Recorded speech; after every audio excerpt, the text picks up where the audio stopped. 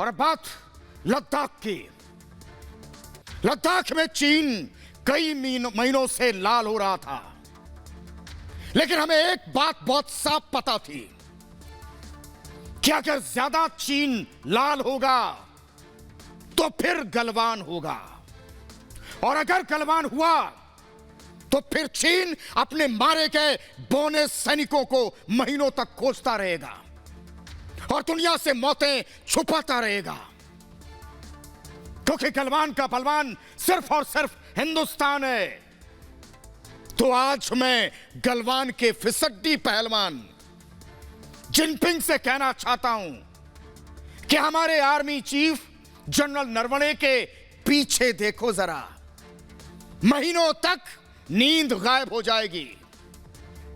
और यह कोई रेगिस्तान नहीं है, आर्मी चीफ टैंक ब्रिगेड की निगरानी कर रहे हैं, क्योंकि हम गरजते नहीं हैं। किसी पर बरसने के लिए हमारी तैयारी हमेशा पूरी होती है, और अगर एक हरकत की तो हजारों कब्रें तैयार हैं।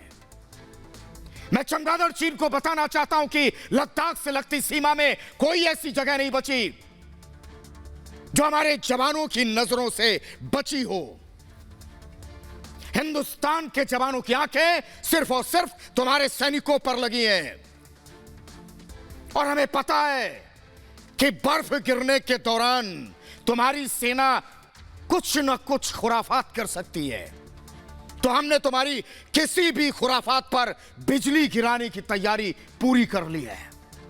इसलिए मैं कोरोना किंग जिनपिंग को एक सलाह देना चाहता हूं कि तुम्हारे बौने सैनिक ठंड में बहुत कांप रहे हैं, उनसे लद्दाख की सर्दी झेली नहीं जा रही है। अच्छा यही होगा कि उनकी पहले अपनी सीमा में रहकर ठंड दूर करो, फिर हिंदुस्तान से लड़ने का मंसूबा पालना।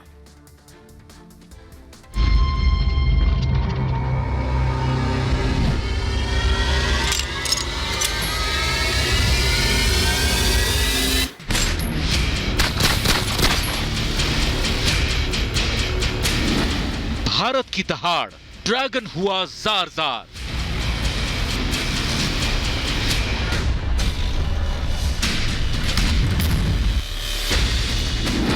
एलएसी पर भारत सख्त, चीन के हौसले पस्त।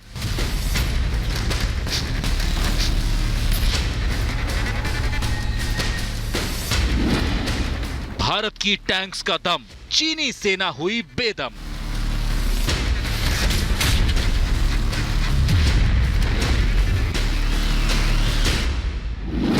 भारतीय सेना का शौर्य, चीन में मचा हड़कंप।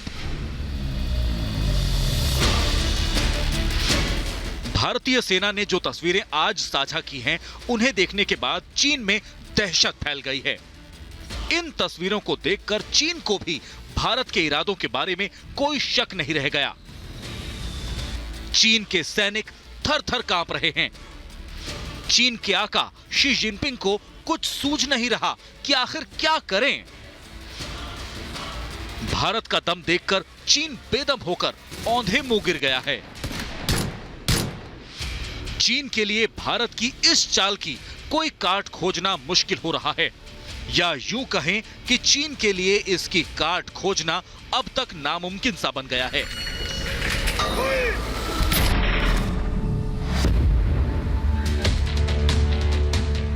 दरअसल सेना प्रमुख नरवणे आज अचानक ही एलएसी पर पहुंच गए, जहां उन्होंने पहले तो सेना का भरपूर हौसला बढ़ाया।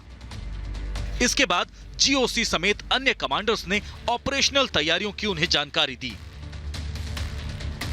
मगर जो तस्वीरें नरवणे के पीछे थीं, उसे देखकर चीन की सांसें थम गईं। चीन के बौने सैनिकों के पैर रुक गए, यहां तक कि शी जिनपिंग भी अपना सिर खुजाने लगे। जनरल नरवणे एक दिन के दौरे पर लेह पहुंचे, जहां उन्होंने फायर एंड फ्यूरी कोर का दौरा कर तैयारियों का जायजा लिया। जो तस्वीरें आज सेना ने जारी की वो भले सामान्य लगे, मगर उन्हीं तस्वीरों को देखकर चीन के पसीने आ रहे हैं। इन तस्वीरों को देखकर आपको लगेगा कि ये किसी रेगिस्तान की तस्वीर है, लेकिन ये रेगिस्तान नहीं बल्कि लेह की तस्वीरें हैं। सेना ने इसे खुद जारी किया है। आर्मी चीफ टैंक ब्रिगेड की निगरानी कर रहे हैं। आर्मी चीफ के पीछे कई टैंक्स खड़ी नजर आ रही हैं और सेना ने इन तस्वीरों के साथ चीन को संदेश भी देने की कोशिश कर दी है कि अगर उसकी तरफ से कोई हरकत हुई तो उसे मुंहतोड़ जवाब मिलेगा। लड़ाई के मैदान में जब दो देशों की सेनाएं आमने सामने हो तो ऐसे में भारत के chief of the army staff general Naravane का लेह में जाना एक बहुत बड़ा संदेश है अपने सिपाहियों के लिए, उनके जोश को बढ़ाने के लिए। और इतना ही नहीं, जनरल नरवणे केवल लेह तक नहीं बल्कि लेह से आगे रैकिनला यानी कि उस पोस्ट के ऊपर गए जो कैलाश रेंज का एक हिस्सा है और जिसमें ब्लैक टॉप भी आता है और जिसे चाइना की गले की जुगुलर वेन कहा जाता है, यानी कि एब्सोल्यूट फ्रंट में उनका जाना। इतना ही नहीं, वो रैकिनला पोस्ट के बाद तारा फॉरवर्ड पोस्ट पे भी गए। आर्मी चीफ ने फायर एंड फ्यूरी कोर के अग्रिम मोर्चे रेचिन ला का दौरा किया और एलएसी पर मौजूदा तैयारियों को देखा।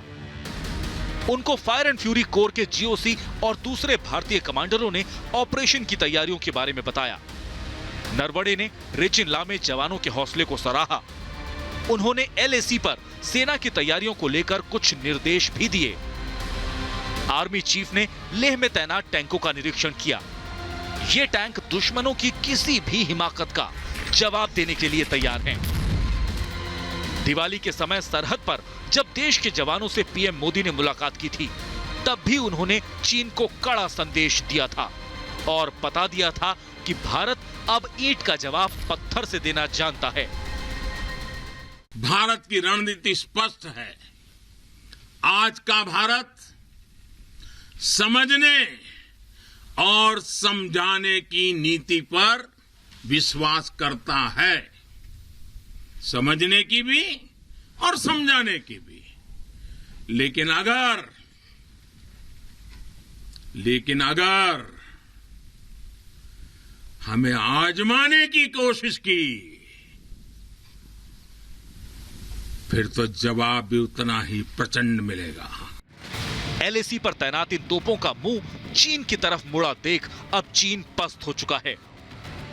वास्तविक नियंत्रण रेखा पर से चीन के सैनिक भागने के लिए रास्ता ढूंढ रहे हैं। भारत ने चीन के लिए कड़ा रुख अपनाकर उसे साफ और सख्त संदेश दे दिया है। गलवान घाटी में चीनी सेनाओं की हरकत के बाद भारत लेह से लेकर लद्दाख तक कड़ी नजर रखे हुए है। एलएसी पर भारत और चीन की सेनाएं अब भी आमने सामने हैं। ऐसे में जनरल नरवणे का यह दौरा काफी अहम है। लद्दाख में जारी तनातनी के बीच भारत ड्रैगन की हर टेढ़ी चाल पर कड़ी नजर रख रहा है।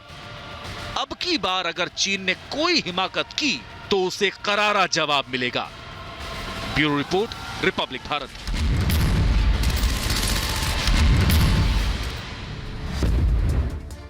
भारतीय सेना प्रमुख जनरल नरवणे के एलएसी पर नमो नारायण करने से चोर चीन घबरा रहा है, कांप रहा है चीन। और मैं आपको बता दूं, जिनपिंग को ठिठुरती ठंड में गर्मी लगने लगी है। मेरे कहने का मतलब है कि नरवणे के एलएसी पर धमक से जिनपिंग और उसकी सेना के पसीने अब छूटने लगे हैं।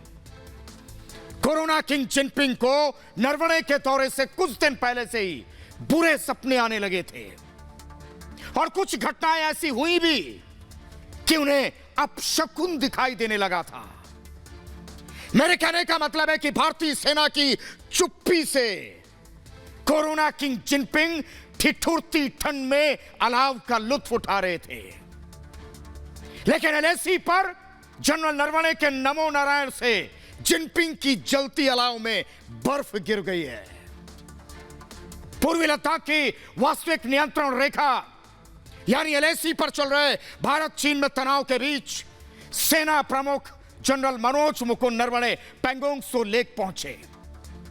जनरल नरवणे ने पैंगोंग लेक के दक्षिणी हिस्से वाले फॉरवर्ड इलाकों का दौरा किया। जनरल नरवणे के फॉरवर्ड इलाके में जाने से ही चीन की चोरी में बैक गियर लग चुका है। सेना प्रमुख जनरल नरवणे आज सुबह 8:30 बजे फॉरवर्ड इलाकों में पहुंचे और उस वक्त चीन सेना के 4 फीट 5 इंच वाले जवानों की नींद ही टूटी थी। कुछ आंखें भींच रहे थे, कुछ जमाई ले रहे थे और कुछ उठने की तैयारी कर रहे थे। लेकिन जनरल नरवणे के नमो नारायण से चीनी खेमे में आज हड़कंप मच गया। चंद मिनटों के भीतर ही जनरल नरवणे के आने की खबर बीजिंग तक पहुंची। पेंगोंग त्सो लेक और बीजिंग के बीच जमी बर्फ जनरल नरवणे के नमो नारायण से पानी की तरह पिघल कर बहने लगी। जनरल नरवणे के एलएसी दौरे की जानकारी सेना ने ट्वीट करके दी और सेना प्रमुख जनरल नरवणे ने रेचिन लॉ समेत फॉरवर्ड इलाकों का दौरा किया और खुद से एलएसी के हालात का जायजा लिया, मतलब चीन सीमा का। लेकिन इसी बीच कोरोना किंग जिनपिंग और पाकिस्तान के लंगड़ा खान के बीच कुछ कंफ्यूजन हो गया। जहां कोरोना किंग जिनपिंग ये समझ रहे थे कि जनरल नरवणे एलओसी पर नमो नारायण कर रहे हैं, वहीं भिखारी खान, इमरान खान इस बात से खुश हो रहे थे कि जनरल नरवणे एलएसी पर चीनी सैनिकों के लिए कब्रें बनवा रहे हैं। जहां कोरोना किंग जिनपिंग इस बात से खुश थे कि भारत पाकिस्तान की कब्र खोदने वाला है, वहीं लंगड़ा खान इस बात से खुश होकर झूम रहे थे कि अब भारत चीन को फिर से चटनी चटाने वाला है। और इस खुशी को मनाने के लिए इमरान खान ने बुज़दिल बाजवा को शतरंज खेलने के लिए फोन भी किया। लेकिन कुछ ही देर बाद साफ हो गया कि जनरल नरवणे एलओसी नहीं एलएसी पर पहुंचे हैं। और यह जानकारी मिलने के बाद पाकिस्तान के कंगाल खान की खुशी 7वें आसमान पर थी। लेकिन कोरोना किंग जिनपिंग मातम मनाने के लिए बीजिंग के कोप भवन में चले गए। और यही नहीं, जनरल नरवणे ने फायर एंड फ्यूरी कोर की तैयारियों की जानकारी ली। मैं आपको बताता हूं फायर एंड फ्यूरी के बारे में। देश के दुश्मन भारतीय सेना की सबसे ताकतवर विंग के नाम से जानते हैं, फायर एंड फ्यूरी। ये वो सैनिक हैं जो हर पल चीन से सटी लाइन यानी कि चीन सीमा एलएसी पर कड़ी नजर रखते हैं। फायर का मतलब आग और फ्यूरी का मतलब होता प्रकोप। मेरे कहने का मतलब है हमारे देश की फायर एंड फ्यूरी दुश्मन देशों के लिए सीधे यमराज है। और कई दशकों से इस कमांड के तहत आने वाले सैनिक अपनी बहादुरी का लोहा दुनिया में मनवाते रहे हैं। चाहे चीन की तरफ से होने वाली घुसपैठ हो या सियाचिन पर पाकिस्तान की बुरी नजर हो, यह कमान हमेशा दुश्मन के सामने सीना तान कर खड़ी रहती है।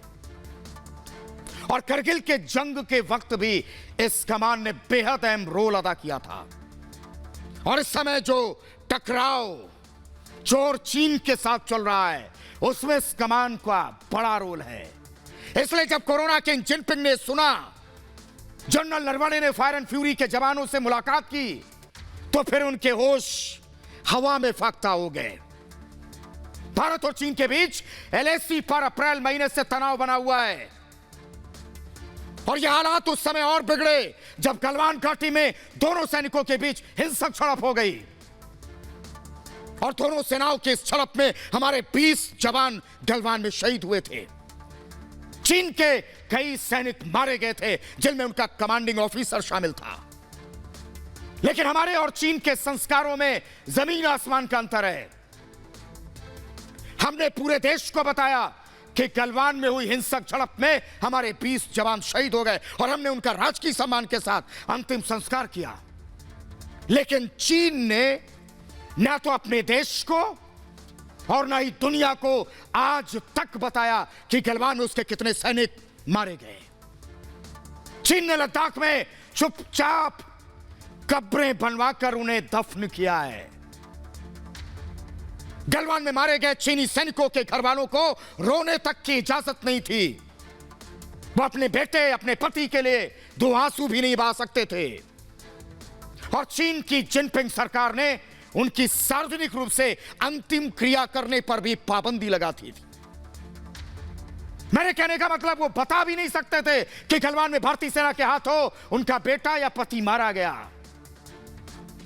हालांकि गलवान में हुई हिंसक झड़प के बाद भारत और चीन के बीच कई दौर की सैन्य और कूटनीतिक स्तर की बातचीत हुई, लेकिन पूरी तरह से तनाव खत्म करने में कामयाबी नहीं मिली। गलवान घाटी में चीनी सेनाओं की हरकत के बाद भारत लेह से लेकर लद्दाख तक कड़ी नजर रख रहा है। एलएसी पर भारत और चीन की सेनाएं अभी भी आमने सामने हैं, लेकिन जनरल नरवणे के एलएसी पर नमो नारायण के बाद से बीजिंग का बैंड बज चुका है। और अब मैं आपको दो तस्वीरें दिखाता हूं। इन तस्वीरों को देखकर आप कहेंगे कि ये किसी रेगिस्तान की तस्वीरें हैं, लेकिन ये रेगिस्तान नहीं है। रेगिस्तान का रोग ठीक करने वाली तस्वीरें, मतलब किसी रेगिस्तान की तस्वीरें नहीं बल्कि लेह की तस्वीरें। और भारतीय सेना ने इसे खुद जारी किया है। सेना प्रमुख जनरल नरवणे टैंक ब्रिगेड की निगरानी कर रहे हैं और उनके पीछे कई टैंक आपको दिख रहे होंगे। भारतीय सेना ने इन तस्वीरों के जरिए चोर चीन को संदेश दे दिया है कि अगर चीन की तरफ से कोई हरकत हुई तो ये हमारे टैंक उनके लिए काल बन जाएंगे।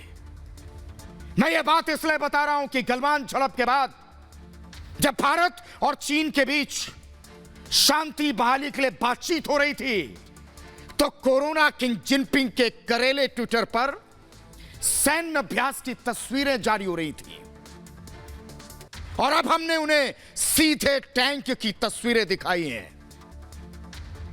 मेरे कहने का मतलब है टैंकों से गोली और गोले ताकेंगे और जरूरत पड़ी तो मिट्टी में भी मसल देंगे, चाहे ठंड हो गर्मी। देश का हर जवान हर मौसम में सीमा पर पूरी मुस्तैदी के साथ डटा है। और जिस तरह लद्दाख में भारतीय जवानों ने चीन को मुंहतोड़ जवाब दिया है, उसकी पूरी दुनिया में तारीफ हो रही है। हमारे जवानों का हौसला अफजाई उनकी करने के लिए जनरल नरवणे ने उनके साथ तस्वीरें भी खिंचाई।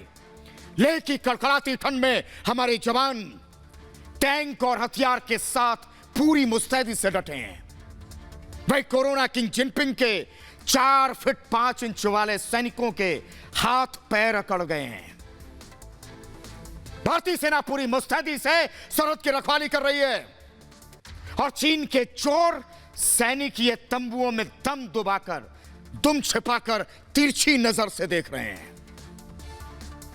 मेरे कहने का मतलब है भारतीय सेना के दमखम के आगे चीनी सैनिक डरे हुए हैं। लेह दौरे पर गए आर्मी चीफ नरवणे जवानों के लिए तोहफा ले जाना भी नहीं भूले। जवानों को तोहफा देते हुए जनरल नरवणे शायद यही सोच रहे होंगे कि वतन की ताकत तुम्ही से है, वतन की हिम्मत भी तुम्ही से है। हमारे सैनिक देश की आन बान और शान है और चीनी सैनिकों के लिए बीजिंग से सिर्फ सूखा लाल सलाम है। मैं चीन को हार का कड़वा स्वाद चखाने के लिए भारतीय सेना को वज्र की तरह तैयार किया जा रहा है। कुछ ही दिनों पहले रक्षा मंत्री राजनाथ सिंह ने तीनों सेनाओं को ब्रह्मास्त्र दिए हैं। जहां भारतीय सेना को बॉर्डर सर्विलांस सिस्टम यानी बॉस मिला है, तो वहीं वायुसेना को MK1 मिसाइल सिस्टम का वरदान दिया गया है। नौसेना को Indian maritime situational awareness system यानी IMSAS दे दिया गया है। मेरे कहने का मतलब है कि जब तक चीनी सेना भारतीय सेना के ब्रह्मास्त्रों का ककहरा पड़ेगी, तब तक भारतीय सेना उनका काम तमाम कर चुकी होगी। सेना को मिला बॉर्डर सर्विलांस सिस्टम यानी बॉस इस समय लद्दाख में तैनात भी हो चुका है। बॉस एक all weather electronic surveillance system है और इस समय यह सिस्टम लद्दाख में दिन रात के सर्विलांस के काम में तैनात है। इस सिस्टम की वजह से सेना को मौसम की जानकारी मिल रही है और ऑटोमेटिकली घुसपैठ का पता चल जा रहा है। मेरे कहने का मतलब है कि चीन के 4 फीट 5 इंच वाले सैनिक अगर झुककर घुसपैठ करना चाहेंगे तो भारत का बॉस उनकी चोरी जरूर पकड़ लेगा। वही वायुसेना के MK1 मिसाइल को सुखोई 30, तेजस, मिग 29 के से लॉन्च किया जा सकता है और ऐसी क्षमता अभी कुछ ही देशों के पास है। मेरे कहने का मतलब है कि MK1 मिसाइल चोर चीन की चिंदी चिंदी कर सकता है, जबकि नौसेना का एमसास एक हाई परफॉर्मेंस इंटेलिजेंस सिस्टम है। इसकी वजह से भारतीय नौसेना को पूरी दुनिया की समुद्री हलचल की जानकारी मिलती है। मतलब भारतीय सेना तीनों मोर्चों पर बहुत ताकतवर है कि जंग के मैदान में दुश्मन के छक्के छुड़ा सकती है। लेकिन चोर चीन अपनी नापाक हरकतों से बाज नहीं आ रहा। लद्दाख में भारत से भिड़ रहा चीन लगातार अपने सैनिकों को नए नए हथियारों से लैस कर रहा है। चीन अपने बौने सैनिकों को आयरन मैन सूट पहना रहा है, क्योंकि गलवान में भारतीय सैनिकों की कुटाई के बाद चीन की सेना ने लद्दाख में रहने से मना कर दिया था। इनका कहना था कि भारतीय सेना के हाथ हाथ नहीं हथौड़े हैं। भारतीय सेना के जवानों के हाथ का प्रहार जब चीनी सैनिकों के सिर पर पड़ता है तो उन्हें तीनों लोग एक साथ दिखाई देने लगते हैं। भारतीय सेना से डरे अपने सैनिकों में जोश भरने के लिए अब चीन उन्हें आयरन मैन बना रहा है। कहा जा रहा कि सूट की सहायता से चीनी सैनिक ज्यादा ऊंचाई वाले इलाकों में भी आसानी से मिशन को अंजाम दे सकते हैं। और यही नहीं, चीन ने अपने सैनिकों के मन से डर हटाने के लिए भारत की सीमा पर अपने नए होवित्जर गनों को तैनात किया है। और जिन सैनिकों को यह सूट सबसे पहले दिया गया वे दक्षिण पश्चिम चीन के तिब्बत में तैनात हैं। तिब्बत चीन का एक महत्वपूर्ण एयरफोर्स बेस भी है, जो भारत के खिलाफ चीनी आक्रमण का बड़ा केंद्र है। हालांकि भारतीय सेना के इस पर कड़ी नजर है और तिब्बत में तैनात चीनी सैनिकों ने सूट को पहनना शुरू भी कर दिया है। इसकी मदद से उबड़ खाबड़ रास्तों, खराब मौसम में भारी सामान ढोने की प्रैक्टिस कर रहे हैं। लेकिन भारतीय सेना का ख्याल मन में आते ही उनके पसीने छूट रहे हैं। तब उन्हें लगने लगता है कि वे आयरन मैन नहीं, कोल मैन है। और दूसरी बात यह कि चीनी सैनिक इतनी ऊंचाई वाले इलाकों में रहने के आदी भी नहीं है।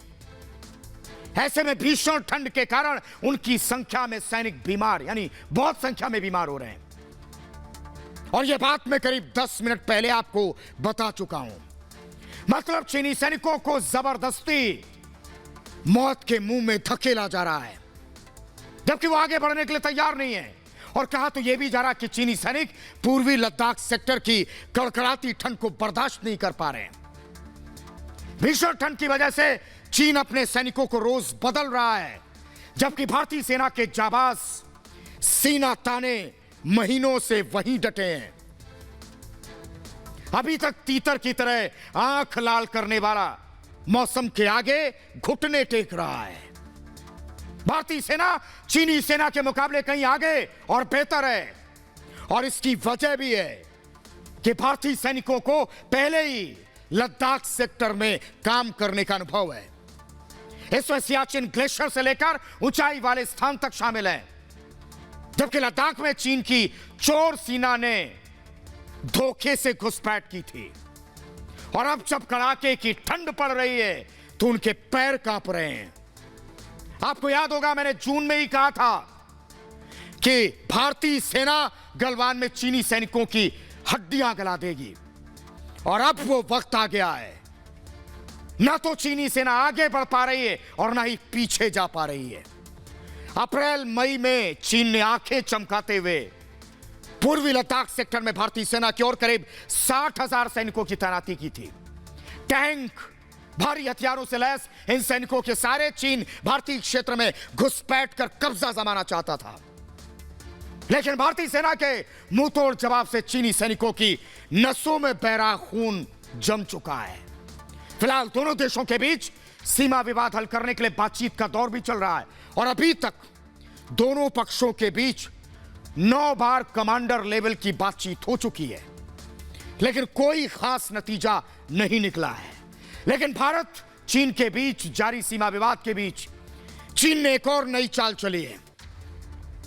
पिछले कुछ दिनों से लाइन ऑफ एक्चुअल कंट्रोल यानी LAC पर हालात शांत हैं, और इसी बीच चीनी सेना ने अपने वेस्टर्न थिएटर कमान पर चोरी छिपे एक नए कमांडर जनरल झांग शूडोंग की तैनाती कर दी है।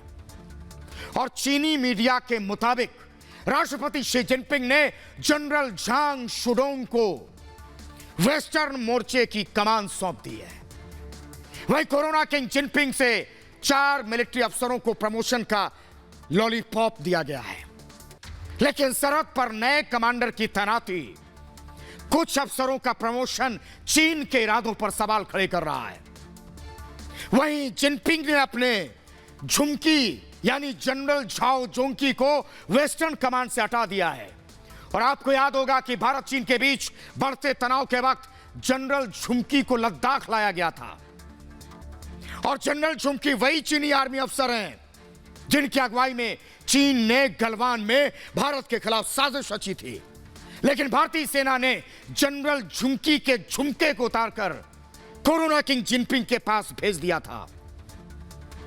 मेरे कहने का मतलब है जनरल झुमकी का लद्दाख शो फ्लॉप हो गया। और जनरल झुमकी वही अधिकारी हैं जिन्हें 2017 में भारत के साथ डोकलाम विवाद के पीछे का दिमाग माना जाता है। उन्हें भारत और भूटान के खिलाफ कट्टर माना जाता है। लेकिन अब उनकी जगह राष्ट्रपति जिनपिंग ने इस कमान की जिम्मेदारी जनरल झांग शूडोंग को दे दी है। हालांकि उम्मीद है कि जनरल झांग भारत के खिलाफ इतने तल्ख नहीं होंगे। ऐसे में सवाल है कि जिस चीनी जनरल ने डोकलाम से लेकर गलवान तक चीनी साजिश का जाल बिछाया, जिसकी अगुवाई में भारत की जमीन को कब्जाने की कोशिश हुई, उसे अचानक जिनपिंग ने हटा क्यों दिया? दरअसल जनरल झुमकी की अगुवाई में जून के महीने में चीन ने जितनी बार भारत के खिलाफ गुस्ताखी की, हर बार उसे मुंह की खानी पड़ी। 15 जून को हिंदुस्तान के हिमवीरों ने गलवान में चीनी सैनिकों की गर्दनें मरोड़ी थी, हड्डियां तोड़ दी थी और 20 के बदले चीनी सैनिकों के कई शव बिछा दिए थे। जिसके बाद पैंगोंग में भी भारतीय सैनिकों ने चीनी सैनिकों की चीनी निकाल ली। और इस वक्त लद्दाख की ऊंची ऊंची चोटियों पर भारत के सैनिक बोफोर्स तोपों के साथ डटे हैं। वही चीनी सैनिकों के हाथ पैर कांप रहे हैं। और ऐसा पहली बार है कि लद्दाख में चीन का दांव उल्टा पड़ा है। भारत ने उसे उसके ही जाल में फंसा लिया। चीन की मंशा थी कि गर्मी के सीजन में गलवान पैंगोंग में कुछ जमीन कब्जा लेगा और अक्टूबर तक भारत को उलझा कर रखेगा। लेकिन भारत के माउंटेन वारफेयर के महारथियों ने चीन को हिमालय पर चारों खाने चित किया। मतलब लद्दाख के रण में ना तो कोरोना किंग जिनपिंग का माइंड गेम चला और ना ही चीनी जनरल की जंगी साजिश कामयाब हुई। और खून जमाने वाली सर्दी में चीनी सैनिक लद्दाख में ही फंसकर जिनपिंग का रोना रो रहे हैं। और उनकी भोपू मीडिया में चीन की तैयारियों के दावे जो हो रहे थे, उनकी हवा निकली। मैं कोरोना किंग जिनपिंग से कहना चाहता हूं कि भारत के रण में मत फंसो, क्योंकि भारत का प्रण तो कुछ और है। और अगर इस झमेले में फंसोगे तो बीजिंग नहीं, दिल्ली में पानी भरोगे। बढ़ते हैं